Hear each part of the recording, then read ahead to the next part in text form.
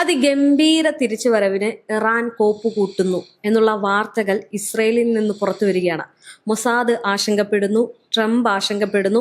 അങ്ങനെ ഈ ഒരു വാർത്ത വരുമ്പോൾ അതിൻ്റെ ഒരു ഏകദേശ ഉള്ളടക്കം എന്ന് പറയുന്നത് ഭൂഗർഭ അറയിൽ മിസൈലുകൾ ശേഖരിച്ച് അല്ലെങ്കിൽ മിസൈലുകൾ കൃത്യമായിട്ട് നിറച്ചുകൊണ്ട് ഇറാൻ വലിയൊരു യുദ്ധത്തിന് സജ്ജമാകുന്നു എന്നുള്ളതാണ്. ഇത് പല വീഡിയോകളിലും പറഞ്ഞിട്ടുണ്ട്.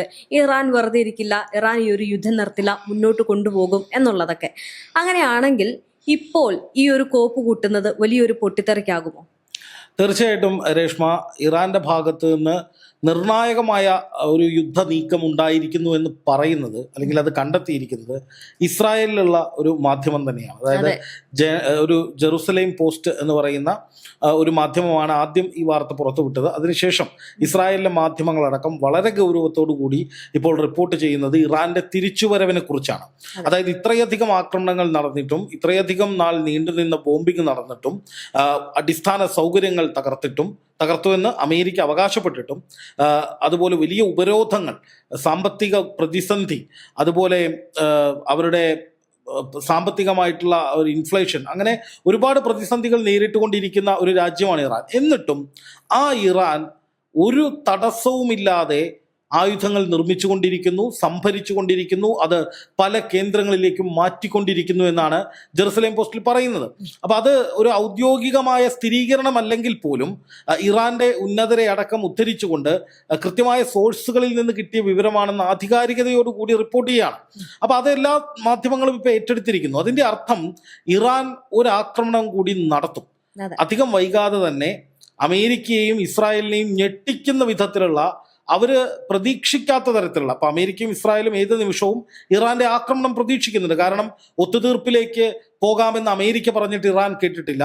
ഇസ്രായേൽ ഈ യുദ്ധത്തിൽ പങ്കെടുത്തിട്ടില്ല. ഇപ്പോൾ നടന്നുകൊണ്ടിരിക്കുന്ന ഏറ്റവും ലാസ്റ്റ് വേവിൽ ഇസ്രായേൽ ഇല്ല. പക്ഷേ ഇറാൻ പറഞ്ഞു ഞങ്ങൾ പകരം ചോദിക്കും. അപ്പൊ ദാ ഇന്നലെ ഇസ്രായേലിന്റെ ഔദ്യോഗികമായിട്ടുള്ള ഇന്റലിജൻസ് ഏജൻസികൾ നിർണായകമായ ഒരു വിവരം കൂടി പുറത്തുവിട്ടിട്ടുണ്ട്. അത് ട്രംപിന് നേരെ അതിതീവ്രമായ ഒരു വധശ്രമം ഉണ്ടായേക്കും എന്നുള്ളതാണ് ആ റിപ്പോർട്ട്. വീണ്ടും അത് ഇതിനു മുമ്പ് ഇസ്രായേൽ തന്നെയാണ് അമേരിക്കൻ പ്രസിഡന്റ് ഡൊണാൾഡ് ട്രംപിനെ വധിക്കാനായിട്ട് ഇറാന്റെ പക്കൽ ഹിറ്റ് ലിസ്റ്റ് ഉണ്ട് എന്ന് പുറത്തുവിട്ടത് ഇസ്രായേലായിരുന്നു. ഇസ്രായേലിന്റെ ഇന്റലിജൻസ് ഏജൻസികളായിരുന്നു. അവരെ ഉദ്ധരിച്ചുകൊണ്ടാണ് മാധ്യമങ്ങൾ വാർത്ത വന്നത്. വീണ്ടും ഇസ്രായേൽ ഇത് കണ്ടെത്തുകയാണ്, അല്ലെങ്കിൽ ഗുരുതരമായ ചില നീക്കങ്ങൾ ഇറാൻ നടത്തുന്നു എന്ന് ഇസ്രായേലിന്റെ ഇന്റലിജൻസ് പറയുകയാണ്. തൊട്ടടുത്ത മണിക്കൂറുകളിൽ തന്നെ ഇത്തരം ഒരു വാർത്ത, അതായത് ഇറാൻ കാര്യമായി തന്നെ അവരുടെ ആയുധപ്പുരകൾ നിറച്ചുകൊണ്ടിരിക്കുകയാണ്. അതായത് ഒരു മാസം 300ഓളം ബാലിസ്റ്റിക് മിസൈലുകൾ മാത്രം ഇറാൻ നിർമ്മിക്കുന്നുണ്ട് എന്നാണ് ഈ റിപ്പോർട്ടിൽ പറയുന്നത്. ബാലിസ്റ്റിക് മിസൈൽ എന്ന് പറയുന്നത് ഇറാന്റെ ഏറ്റവും പ്രസ്റ്റീജിയസ് ആയിട്ടുള്ള മിസൈൽ ശ്രേണിയാണ്. ബാലിസ്റ്റിക് മിസൈലുകളുണ്ട്, ഹൈപ്പർസോണിക്, സൂപ്പർസോണിക് മിസൈലുകളുണ്ട്, ഹ്രസ്വദൂര മിസൈലുകളുണ്ട്, ലോങ് റേഞ്ചിൽ പോകുന്ന മിസൈലുകളുണ്ട്. ഈ അടുത്ത് ഇറാനിലെ ഒരു പുരോഹിതൻ നടത്തിയ വെളിപ്പെടുത്തൽ 15,000ഓളം കിലോമീറ്റർ ദൂരം സഞ്ചരിക്കാൻ കഴിയുന്ന, അതായത് അമേരിക്കയ്ക്കുള്ളിലേക്ക് പോലും കടന്നു കയറി ട്രംപിന്റെ വസതി ഇരിക്കുന്ന സ്ഥലം ഉൾപ്പെടെ തകർക്കാൻ അത്രയും ഏരിയൽ ഡിസ്റ്റൻസിൽ പോകാൻ കഴിയുന്ന മിസൈലുകൾ ഇറാൻ നിർമ്മിച്ചുകൊണ്ടിരിക്കുകയാണെന്നാണ് ഒരു പുരോഹിതൻ പറഞ്ഞത്. അപ്പൊ സ്വാഭാവികമായിട്ടും ഇറാന്റെ ഭാഗത്ത് നിന്ന് അത്തരം ഒരുപാട് വെളിപ്പെടുത്തലുകൾ, കണക്കുകൾ, പുതിയ പുതിയ വിവരങ്ങൾ പുറത്തു വന്നുകൊണ്ടിരിക്കുകയാണ്. ഇതൊരു ചെറിയ കാര്യമല്ല. ഒരു വശത്ത് ട്രംപ് പറയുന്നു ഇറാനെ ഞങ്ങൾ അടിച്ചിരുത്തിയിരിക്കുകയാണ്, ഇറാൻ ഭയപ്പെടുന്നുണ്ട്, ഇറാൻ ഞങ്ങൾക്ക് വേണ്ടി, ഞങ്ങളോട് ചർച്ച നടത്താൻ വേണ്ടി അപേക്ഷിക്കുകയാണെന്നൊക്കെയാണ് ഒരു വശത്ത് ട്രംപ് പറയുന്നത്. പക്ഷെ മറുവശത്ത് നോക്കുക, ഇറാൻ കൃത്യമായ പ്ലാനിങ്ങോടുകൂടി ആദ്യം ട്രംപ് പറഞ്ഞ വാദങ്ങൾ മുഴുവൻ ഇറാൻ നിഷേധിച്ചു. ഞങ്ങൾ ഒരു തരത്തിലും ചർച്ചയ്ക്ക് വരുന്നില്ല, ഞങ്ങളായിട്ടൊട്ട് പിന്മാറാൻ ഉദ്ദേശിച്ചിട്ടില്ല, ഞങ്ങൾക്ക് ഒരു സമാധാനം, അല്ലെങ്കിൽ ഈ ഹോർമുസിലെ വിഷയം ഞങ്ങൾ പരിഹരിക്കാം, ഏതെങ്കിലും തരത്തിൽ ഈ യുദ്ധം അവസാനിക്കണമെങ്കിൽ ഞങ്ങളുടെ ആവശ്യങ്ങൾ മുഴുവൻ അംഗീകരിക്കപ്പെടണം, അല്ലാതെ ഈ വിഷയത്തിൽ നിന്നൊരു പിന്മാറ്റമില്ല എന്നുള്ളത് നേരത്തെ തന്നെ ഇറാൻ പ്രഖ്യാപിച്ചിട്ടുണ്ട്. അതിനു പിറകെയാണിപ്പോൾ ഈ പറയുന്ന വിധത്തിലുള്ള ആയുധ നിർമ്മാണം. ഏതാണ്ട് 300-ലധികം വരുന്ന മിസൈലുകൾ ഒരൊറ്റ മാസം കൊണ്ട് ഉണ്ടാക്കുകയാണ്. അതായത് ഒരു ദിവസം 10 എന്ന കണക്കിൽ. ഇവിടെ മിസൈലുകളുടെ കാര്യം മാത്രമാണ് പറയുന്നത്. മറ്റ് സ്ഫോടക വസ്തുക്കൾ നിർമ്മിക്കുന്നുണ്ടാകാം, ക്ലസ്റ്റർ ബോംബുകൾ ഉണ്ടാക്കുന്നുണ്ടാകാം, അതുപോലെ തന്നെ ഈ പറയുന്ന മറ്റ് ഡ്രോണുകൾ, പുതിയ തരം ഡ്രോണുകൾ പരീക്ഷിക്കുന്നുണ്ടാകാം. അതൊക്കെ വേറെയാണ് കേട്ടോ. ഇത് ബാലിസ്റ്റിക് മിസൈലുകളുടെ കണക്കുകൾ മാത്രമാണ് ഇപ്പോൾ പറയുന്നത്. അത് മാത്രമല്ല, കൂടുതൽ മിസൈൽ നഗരങ്ങൾ ഇറാൻ സൃഷ്ടിക്കുന്നുണ്ട്, ഭൂഗർഭ അറകൾ, മിസൈൽ സിറ്റി എന്ന് പറയുന്ന മണ്ണിനടിയിൽ, പർവ്വതങ്ങൾക്കടിയിൽ, ഒരിക്കലും ശത്രുവിന് പെട്ടെന്ന് സ്കെച്ച് ചെയ്യാൻ കഴിയാത്ത ഇടങ്ങളിലൊക്കെ ഇറാൻ വലിയ സിറ്റികൾ, മിസൈൽ സിറ്റികൾ ഉണ്ടാക്കിക്കൊണ്ടിരിക്കുകയാണ്. പക്ഷേ ഇവിടെ അമേരിക്ക ഈ മിസൈൽ സിറ്റികളെല്ലാം പൂർണ്ണമായും തകർത്തു എന്ന് പറയുന്നിടത്താണ് ജെറുസലേം പോസ്റ്റ് ഇങ്ങനെ ആ ഒരു വാർത്ത വരുന്നത്. അപ്പൊ ഇസ്രയേലിൽ നിന്ന് തന്നെ ഈ ഒരു വാർത്ത വരുമ്പോൾ അമേരിക്ക പറഞ്ഞ വാദങ്ങളും അല്ലെങ്കിൽ അമേരിക്ക പറഞ്ഞ കാര്യങ്ങളെല്ലാം കള്ളത്തരമാണെന്ന് ഇതോടെ പൊളിഞ്ഞില്ലേ? തീർച്ചയായിട്ടും അമേരിക്ക പറയുന്നത് കള്ളത്തരമാണെന്ന് മാത്രമല്ല, അമേരിക്കയും ഇസ്രായേലും ഭയക്കേണ്ട ഗുരുതരമായ സാഹചര്യം മുന്നിൽ വന്ന് നിൽക്കുന്നു എന്ന് തന്നെയാണ് ഇതിൽ നിന്ന് മനസ്സിലാക്കേണ്ടത്. അതായത് ഇറാൻ യുദ്ധം അവസാനിപ്പിച്ചിട്ടില്ല, ഇറാൻ വലുതായ എന്തോ ഒരു കാര്യം പ്ലാൻ ചെയ്തുകൊണ്ടിരിക്കുകയാണ്. അതായത് പ്രതിരോധം എന്നതിനപ്പുറത്തേക്ക് പ്രതികാരം എന്നതിന് പ്രാധാന്യം കൊടുത്തുകൊണ്ടുള്ള ചില നിർണായകമായ നീക്കങ്ങൾ ഇറാൻ അണിയറയിൽ നടത്തുന്നുണ്ട് എന്ന് വേണം മനസ്സിലാക്കാൻ. അതൊരു പക്ഷേ ട്രംപിനെ ഡയറക്റ്റ് ആയിട്ട് അറ്റാക്ക് ചെയ്യുന്നതായിരിക്കാം, ട്രംപിന് അതുമായി ബന്ധപ്പെട്ട സൂചനകൾ കിട്ടിയിട്ടുണ്ടാകാം. അതുകൊണ്ടാണ് കഴിഞ്ഞ ദിവസം ട്രംപ് വിമാനം ഒഴിവാക്കി മറ്റ് യാത്രാമാർഗങ്ങൾ തേടി എന്ന വാർത്ത വന്നിരുന്നു. അതുമാത്രമല്ല, ട്രംപിന്റെ പദ്ധതികൾ പലതും മാറ്റിവെക്കുന്നു, മീറ്റിങ്ങുകൾ മാറ്റിവെക്കുന്നു, സഞ്ചാര പഥം മാറ്റിവെക്കുന്നു. അതുപോലെ തന്നെ ട്രംപ് സഞ്ചരിക്കേണ്ട ഇടങ്ങൾ, അതിപ്പോൾ എയർഫോഴ്സ് 1 വിമാനം എന്നുള്ളത് മാറ്റിയിട്ട് മറ്റു പല മാർഗങ്ങളും അദ്ദേഹം തേടുന്നു, പൊടുന്നനെ ചാർട്ടുകൾ മാറ്റുന്നു. അങ്ങനെയുള്ള പല നീക്കങ്ങളും ട്രംപ് നടത്തുന്നുണ്ട്. അതൊക്കെ മരണഭയം കൊണ്ടാണ്, അല്ലെങ്കിൽ ഇറാന്റെ ഭാഗത്ത് നിന്ന് ഒരു ആക്രമണം ഏത് നിമിഷവും ഉണ്ടാകുമെന്ന പേടി കൊണ്ടാണ് എന്നാണ് അന്താരാഷ്ട്ര മാധ്യമങ്ങളിൽ അടക്കം, ഈ പറയുന്ന വാർത്താ ഏജൻസികളിൽ അടക്കം വരുന്ന സൂചനകൾ. അല്ല, അത് ട്രംപ് സമ്മതിക്കുകയും ചെയ്യുന്നുണ്ട്, തന്നെ വധിക്കും. അതുകൊണ്ട് രഹസ്യാന്വേഷണ ഏജൻസികൾ പറയുന്നത് കൊണ്ട് ഭയം കാരണമാണ് താൻ ഇത് വിമാനം മാറി കയറിയത് എന്ന് അദ്ദേഹം പറയുന്നുണ്ട് അവിടുത്തെ മാധ്യമങ്ങളോട്. ഇതൊക്കെ പറയുമ്പോഴും ഇറാൻ കോപ്പ് കൂട്ടുന്നത് എന്ന് പറയുന്നത് അത്രയും ഒരു ഭീകരമായിട്ടുള്ള രീതിയിലേക്കാണ് പോകുന്നത്. അതിന്റെ മറ്റൊരു വശത്തേക്ക് നോക്കുകയാണെങ്കിൽ ഗൾഫ് മേഖല ഇപ്പൊ ഇതിലൊന്നും പെടുന്നില്ല, മാറി നിൽക്കുകയാണ്. ഇന്ന് UAE കപ്പലുകൾക്ക് നേരെ ആക്രമണം ഉണ്ടായിരുന്നു. അതല്ലാതെ വേറൊരു തരത്തിലും അമേരിക്കയ്ക്ക് അനുകൂലമാകുന്ന ഒരു രീതിയിലേക്ക് അവരൊരു കാര്യം എടുക്കുന്നില്ല എന്നുള്ളതാണ്. പക്ഷേ ഈ ഹോർമുസ് വളരെ നിയന്ത്രണത്തിലാണ്. ഇറാന്റെ ഈ കാര്യങ്ങൾ, മിസൈലുകൾ അവർ ശേഖരിക്കുമ്പോൾ തന്നെയും ഈ ഹോർമുസ് അവരുടെ പക്കലാണ് ഉള്ളത്. ട്രംപ് ഇടയ്ക്ക് പറഞ്ഞിട്ടുണ്ടായിരുന്നു, ഞങ്ങൾ ഇറാനെ തീർത്തിട്ട് ഈ ഹോർമുസ് അമേരിക്കയുടെ ഒരു പ്രദേശമാക്കി മാറ്റും എന്നുള്ളത്. പണ്ട് ഈ ഹോർമുസ് കടലിടുക്കിന് ട്രംപ് എന്നുള്ള പേരിടുമെന്ന് പറഞ്ഞാൽ അതേ ആള് തന്നെയാണ് ഇപ്പോഴും വന്നിട്ട് ഇത് അമേരിക്കയുടെ ഒരു പ്രദേശമാക്കുമെന്ന് ഒരു ലോജിക്കും ഇല്ലാതെ പറയുന്നത്. അപ്പം ഈ ഒരു നിയന്ത്രണവും അതുപോലെ തന്നെ മിസൈൽ ഒരുക്കലും എല്ലാം കൂടി ചേരുമ്പോൾ ഞാൻ ആദ്യം പറഞ്ഞൊരു കാര്യത്തിലേക്ക്, ഈ വലിയൊരു യുദ്ധത്തിലേക്ക് പോവുകയാണെങ്കിൽ പശ്ചിമേഷ്യ വീണ്ടും പെട്ടുപോകില്ല. പശ്ചിമേഷ്യയേക്കാൾ കൂടുതൽ ഇത്തവണ പെടാൻ പോകുന്നത് അമേരിക്കയും ഇസ്രായേലും ആയിരിക്കും. ഞാൻ ഇതിനകത്ത് ഇസ്രായേൽ ഇവിടെ ടാർഗറ്റും കൂടിയാണ്, കാരണം ഇസ്രായേലിനെ ഇനി നേരിട്ട് അടിക്കുന്നും കൂടി പറഞ്ഞിട്ടുണ്ട്. അതാണ് ഞാൻ പറയുന്നത്, ഏറ്റവും അധികം ഇനി വേദനിക്കാൻ പോകുന്നത് ഇസ്രായേലായിരിക്കും. ഇപ്പൊ ഇസ്രായേലിനെ സംബന്ധിച്ച് ഈ യുദ്ധത്തിൽ ഇപ്പൊ അവര് ഡയറക്റ്റ് ആയിട്ട് പങ്കെടുക്കുന്നില്ല. നെതന്യാഹു വലിയ തള്ളൊന്നും തള്ളുന്നില്ല, കാരണം അവിടെ ഭരണമാറ്റം നടക്കാൻ പോകുന്നു, ഇലക്ഷൻ നടക്കാൻ പോകുന്നു.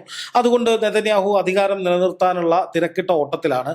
സ്വന്തം ജീവൻ സംരക്ഷിക്കാനും കുടുംബത്തിന്റെ ജീവൻ സംരക്ഷിക്കാനും സുരക്ഷ വർദ്ധിപ്പിക്കുന്ന നെതന്യാഹുവിനെ നമ്മൾ കണ്ടു. പക്ഷേ അതുകൊണ്ടൊന്നും ഇറാൻ നെതന്യാഹുവിനെ വെറുതെ വിടില്ല, ഇസ്രായേലിനെയും വെറുതെ വിടില്ല. കാരണം ഇറാൻ എന്ന രാജ്യത്തിന് ഇതുവരെ ഇല്ലാത്ത വിധത്തിലുള്ള വലിയ നാശനഷ്ടം ഇസ്ലാമിക് റിപ്പബ്ലിക് ഓഫ് ഇറാൻ എന്ന് പറയുന്ന ഇറാന്റെ ഇസ്ലാമിക ഭരണകൂടം അധികാരത്തിലേറിയതിനു ശേഷം ഇത്രയധികം നാശനഷ്ടങ്ങൾ ഇറാന് ഒരു ചുരുങ്ങിയ സമയം കൊണ്ട് ഉണ്ടാക്കിയ ഒരു യുദ്ധം അടുത്ത കാലത്തൊന്നും ഉണ്ടായിട്ടില്ല. അത് മാത്രമല്ല, അവരുടെ പരമോന്നത നേതാവായിട്ടുള്ള ആയത്തുള്ള അലി ഖാംനെയെ വധിച്ചിരിക്കുന്നു. ഉന്നതരായിട്ടുള്ള ഒരുപാട് പേരെ അക്കൂട്ടത്തിൽ വധിച്ചിട്ടുണ്ട്. അപ്പോൾ ഇതിനോട് പ്രതികാരം ചെയ്യുക, ഇതിന് പിന്നിൽ ഇസ്രായേൽ ആണ് എന്നത് ഇറാന്റെ ഇപ്പോഴത്തെ ഭരണാധികാരിയായിട്ടുള്ള അല്ലെങ്കിൽ പരമോന്നത നേതാവായിട്ടുള്ള മുജ്തബ ഖാംനെയി ആയാലും അവിടുത്തെ IRGC ആയാലും തീരുമാനിച്ചിട്ടുള്ള കാര്യമാണ്. അപ്പോൾ അതിൽ നിന്ന് ഒരു മാറ്റം അവർ എടുക്കില്ല. ആ പ്രതികാരത്തിന് വേണ്ടി അവർ തയ്യാറായിട്ടുണ്ട് എന്നും ആ പ്രതികാര നടപടികൾ അവർ അതിതീവ്രമായി ആരംഭിച്ചിട്ടുണ്ട് എന്നും ഉള്ളതിൻ്റെ തെളിവാണ് ഇപ്പോൾ വരുന്ന വാർത്തകൾ. അതായത് ഇറാൻ അവരുടെ ആയുധപ്പുരകൾ സജീവമാക്കുന്നു. ഇത്രയധികം അടി കിട്ടിയിട്ടും അവരുടെ മിസൈൽ സിറ്റികൾക്കൊന്നും സംഭവിച്ചിട്ടില്ല, അത് ആക്റ്റീവാണ് എന്ന് മാത്രമല്ല, ഓരോ ദിവസവും 10-20 ബാലിസ്റ്റിക് മിസൈലുകൾ വെച്ച് ഇപ്പം കഴിഞ്ഞ കുറേ മാസങ്ങളായി അവർ നിർമ്മിക്കുന്നുണ്ട്. അതായത് യുദ്ധം തുടങ്ങിയ സമയം മുതലുള്ള കണക്ക് കണക്കെടുക്കുകയാണെങ്കിൽ ഒരു മാസം 300 എന്നതാണ് ഇപ്പോൾ ഒരു അനൗദ്യോഗിക കണക്ക്. 300 എന്ന് കൂട്ടിയാൽ തന്നെയും 5 മാസത്തിനിപ്പുറമാവുമ്പോൾ അതൊരു വലിയ സംഖ്യയായി. 1500-2000 മിസൈലുകൾ, പുതുതായി ബാലിസ്റ്റിക് മിസൈലുകൾ മാത്രം ഇറാൻ ഉണ്ടാക്കി എന്നുള്ളതാണ് നമ്മൾ മനസ്സിലാക്കേണ്ടത്. അപ്പോൾ അതിന് പിന്നിലൊരു വലിയ ലക്ഷ്യമുണ്ട്. ആ ലക്ഷ്യമെന്ന് പറയുന്നത് പ്രതികാരം തന്നെയാണ്. അത് ഒരിക്കലും അതിൽ നിന്ന് പിന്മാറില്ല എന്ന് ഇറാൻ പറഞ്ഞിട്ടുണ്ട്. അമേരിക്കയ്ക്കെതിരായി, ട്രംപിനെതിരായി, ഇസ്രായേലിനെതിരായി ഉള്ള നീക്കങ്ങൾ ഏത് നിമിഷവും ഇറാന്റെ ഭാഗത്ത് നിന്നുണ്ടാകാം. ഗൾഫ് രാജ്യങ്ങൾ അത് മുന്നിൽ കണ്ടുകൊണ്ട് തന്നെയാണ് തന്ത്രപരമായ നിലപാട് ഇപ്പോൾ സ്വീകരിക്കുന്നത്. ഒരു ഘട്ടത്തിൽ സൗദി കളത്തിലിറങ്ങി അമേരിക്കയ്ക്കൊപ്പം നിന്ന് ഹൂത്തികൾക്ക് നേരെ ഒരാക്രമണം നടത്തി നോക്കി. പക്ഷേ അതിന് ശക്തമായ തിരിച്ചടി സൗദിക്ക് കിട്ടി. കനത്ത വില നൽകേണ്ടി വന്നു. വലിയ നാശനഷ്ടങ്ങൾ സൗദിക്കുണ്ടായി. സൗദിയുടെ കപ്പലുകൾക്ക് ഹോർമൂസിലൂടെ ഒരു കപ്പലുകൾക്കും പോകാൻ കഴിയുന്നില്ല. അതോടൊപ്പം ചെങ്കടൽ വഴിയും പോകാൻ കഴിയാത്ത ഒരു വലിയ പ്രതിസന്ധി അവിടെ സൃഷ്ടിക്കപ്പെട്ടു. അപ്പോൾ സ്വാഭാവികമായിട്ടും അങ്ങനെ വരുമ്പോൾ ഗൾഫ് രാജ്യങ്ങൾക്ക്, സൗദി ഉൾപ്പെടെ ഉള്ള രാജ്യങ്ങൾക്ക് ഒരിക്കലും ഇനി അമേരിക്കയോട് പൂർണ്ണമായി വിധേയപ്പെട്ട് അമേരിക്കയുടെ താല്പര്യങ്ങൾ മാത്രം സംരക്ഷിക്കാൻ വേണ്ടി നിൽക്കാൻ കഴിയില്ല. കാരണം അങ്ങനെ നിന്നാൽ ഒന്നും നടക്കില്ല എന്നുള്ള ബോധ്യം അവർക്കുണ്ടായി. കാരണം ഹോർമൂസ് കടലെടുക്ക് ഇത്രയും കാലമായിട്ടും അമേരിക്കയ്ക്ക് തുറക്കാൻ കഴിഞ്ഞിട്ടില്ല. അത് ഞങ്ങളുടെ കടലെടുക്കാണ്, ഞങ്ങളുടെയാണ്, അതാണ് ഇതാണെന്നൊക്കെ ട്രംപ് പറയുന്നുണ്ട്. അവിടെ കപ്പലുകൾക്ക് ഞങ്ങൾ സുരക്ഷ കൊടുക്കുമെന്ന് വാക്കാൽ പറയുന്നുണ്ട്. പക്ഷേ പ്രായോഗിക തലത്തിൽ വരുമ്പോൾ അവിടെ മേൽക്കൈ ഇറാന് തന്നെയാണ്. അത് തെളിയിക്കുന്ന വിധത്തിലാണ് കഴിഞ്ഞ ദിവസം UAE കപ്പലിന് നേരെ ആക്രമണം നടത്തിയത്. അതായത് ഓയിൽ ഫീൽഡ്, UAE അബുദാബിയുടെ ഓയിൽ ഫീൽഡ് അല്ലെങ്കിൽ അവിടുത്തെ പ്രധാനപ്പെട്ട ഓയിൽ കമ്പനികൾ, അവരുടെ കപ്പലുകളാണ് ആക്രമിക്കുന്നത്. അതായത് ഒരു രാജ്യത്തിന്റെ ഏറ്റവും വലിയ വരുമാന സ്രോതസ്സായിട്ടുള്ള കമ്പനികളുടെ കപ്പലുകൾ തകർക്കുകയാണ്. അതൊരു വലിയ സന്ദേശമാണ്. കാരണം ഹോർമൂസിൽ നിങ്ങൾ അമേരിക്കയുടെ വാക്ക് കേട്ട് ഇതിലെ വന്നാൽ നിങ്ങൾക്ക് വലിയ നഷ്ടമുണ്ടാകും.